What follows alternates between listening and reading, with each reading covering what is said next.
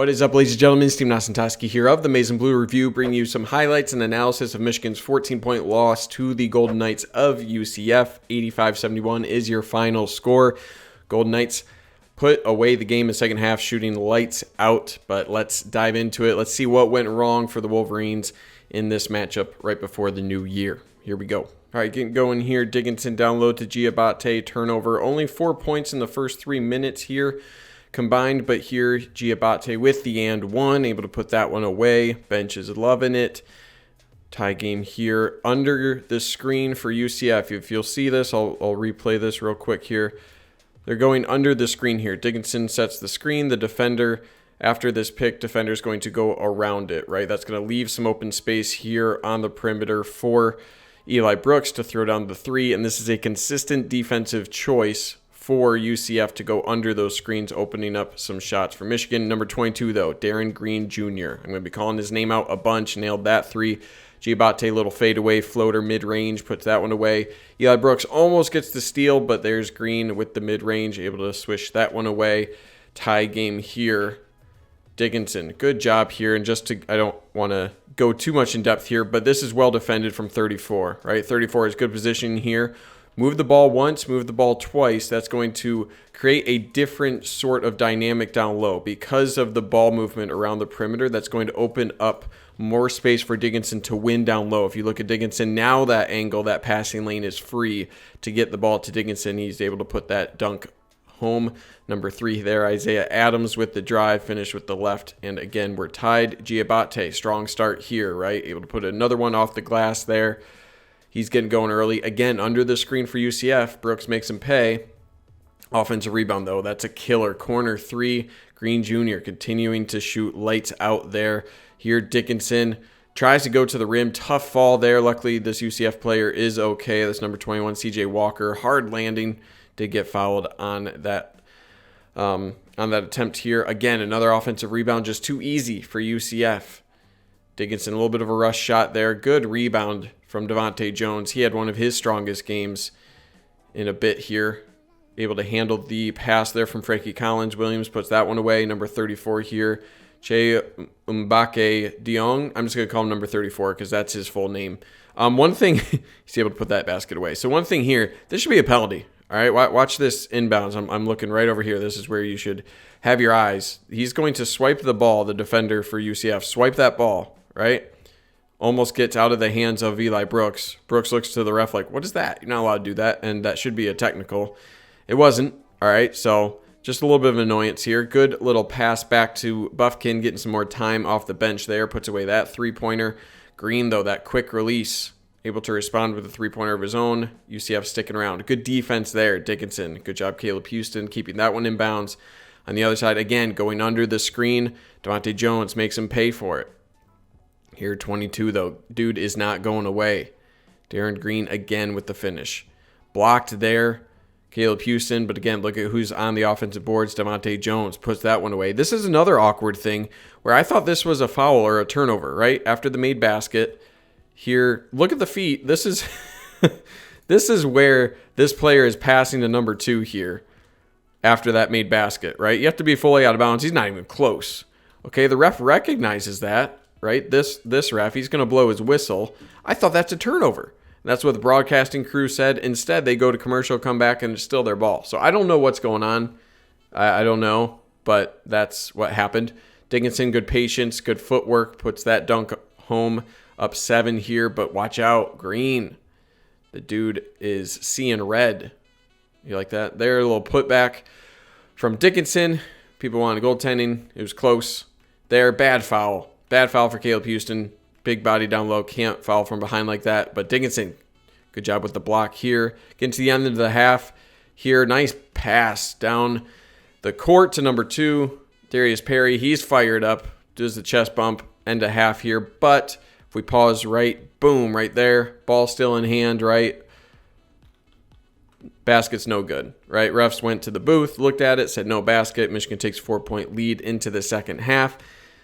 And Devante Jones continues to add to it, shooting well from deep all game. Eli Brooks, nice find here, nice patience, finding Dickinson, driving to the basket. And then Devante Jones, right, being aggressive on defense, resetting the offense. Misses here, but really good job commanding the attention and able to get a full another 2 points there. And so here's a funny instance where number 2, right, he's going here to call a timeout. Devante Jones recognizes this, going for a quick steal again before the timeout.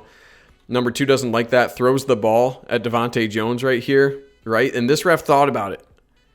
This ref right here, he's thinking about blowing his whistle and calling a foul, calling a technical, right? He's fumbling with it. Decides not to. He's just talking to him. He's like, hey, man, you can't do that. So just a funny thing. Probably could have gotten called for it, right? Can't be throwing basketballs at people.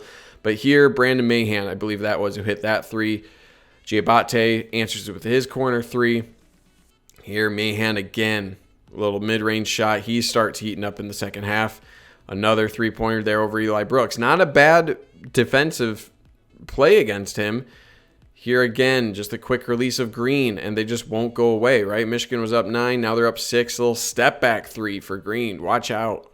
Bench going crazy. Understandably, that's nasty.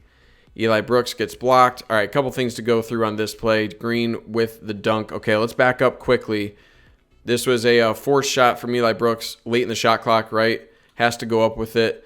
Now right here, right? Clock is 0. Ball's not in possession of anybody. Yes, I understand there are 3 UCF players going this way, but my understanding was if it's not in possession, right? If the ball has not changed possession and the clock is 0, it should be shot clock violation. Instead, they let it play, right?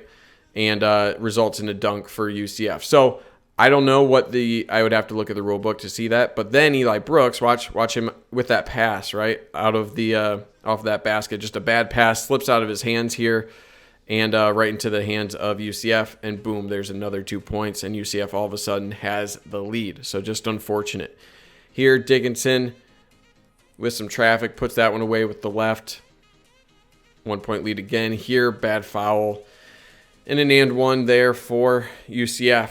Up 1, and Green just shooting from the parking lot. Able to put that one away. Up 4 now. UCF is low in the shot clock. Devante Jones forces one up from the logo.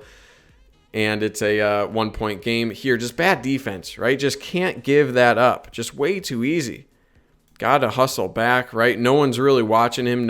Eli Brooks is in a tough spot, right? He's pointing. Eli Brooks is. He's pointing here because he has a guy in the wing that he has to account for.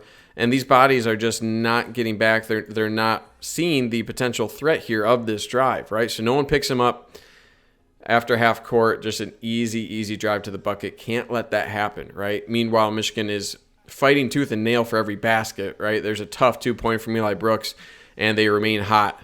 UCF does from beyond the arc, nailing that one. They were 8 for 8 from 3-point land. Here, charge call, Juwan Howard. He's going to get called a technical right here. Justified technical foul. Can't be doing that in front of a ref. He is incensed, and he's right, though. He is right. You can't get a technical in that scenario, though, not in this type of game. You can see that foot on the line, that left foot, right? This is the restricted area. Can't have your foot on that line. That should be a blocking foul. Instead, it is a charge, and add in the free throws from the technical foul. 6-point game. Devante Jones staying hot from deep. 3-point game here. Tough finish for Darius Johnson. Puts that one away. Eli Brooks, nice set offensively there to get him an open look. He throws down the 3-pointer. Cut it to in 1, but Dickinson just can't put away the open bunny. Unfortunate here. Here's something that, okay, they call that basket, right? If you want to call that, that's fine.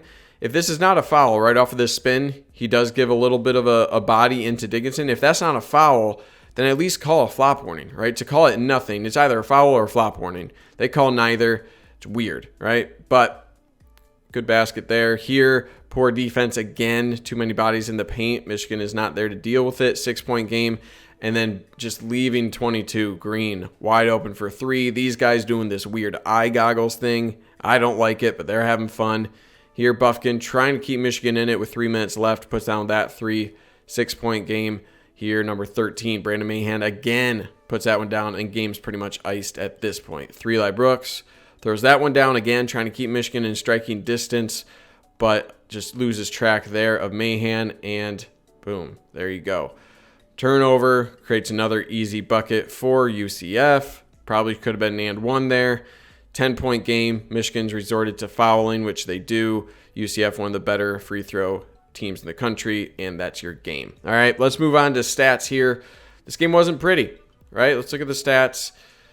You did have a pretty good game from Brooks, 18 points. He came alive at the end of that game. 18 points, 7 of 15 shooting, 4 of 10 from deep, 4 assists. Devante Jones, one of his better games. He's continuing to impress. 17 points on 6 of 10 shooting, 4 of 5 from deep, 7 rebounds, 3 assists. So overall, really, really solid game from Devante Jones. And Giabate added 13 points on 4 of 9 shooting, 6 rebounds. Dickinson missed out on his double-double. He had 12 points, 9 rebounds. Not as efficient of a day that we've seen from Dickinson, though. Moving on to 3 key points. Number 1, defensive effort wasn't great, right? A couple plays there where just really wasn't solid on the offensive boards, defensive boards, giving second chances to UCF and not forcing somebody else to beat them, right? Between Green and Mahan, those guys were killing you. They combined for over 50 points, and Michigan failed to force somebody else with the ball in their hands and continued to let those two stay on fire throughout the course of mainly the second half there. Number 2, I think you need more aggressive play offensively. I think Michigan leans on Brooks a little bit too heavily from the guard play to make plays on their own. Dickinson, when he's not having like really efficient days, it's a tough out for anything to happen offensively for Michigan. I think Buffkin's getting more run. I think that's a good path. Seeing roles go down a bit for Johns and Williams. I think Giabate's coming into his own, so I think you need to lean a little bit more on your bench in terms of what guards you have there to try to create more offensive space than what we're currently seeing. Number 3, Devante Jones continues to improve, right? Outside shot is coming along, 4 or 5 in this one, not picking up the dumb fouls that he had been picking up earlier in this season, and he provides a spark on offense.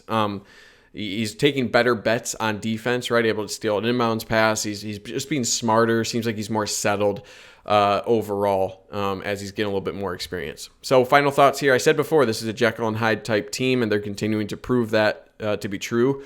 It's looking less and less like a team that we can be confident will turn things around, right? Where's the ceiling? NCAA tournament appearance, maybe, right? Where we were hoping it would be a Sweet 16, Elite 8 type team. I think you really need to pump the brakes there, and it might even be an NIT team, right, with what we're seeing thus far. So it's not great sitting at 7-5.